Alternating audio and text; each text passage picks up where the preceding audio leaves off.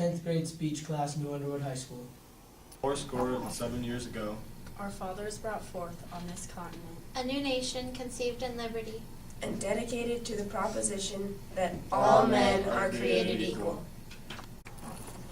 Now we are engaged in the great Civil War, testing whether that nation or any nation so conceived and so dedicated can long endure. We are met on a great battlefield of that war.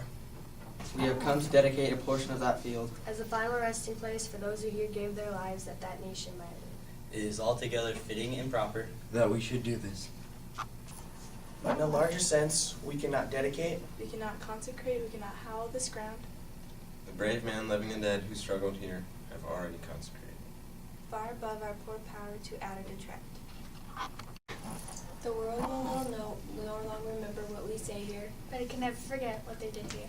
It is for us, the living, rather, to be dedicated here to the unfinished work which they who have fought here have thus far so nobly advanced. It is rather for us to be here dedicated to the great task remaining before us.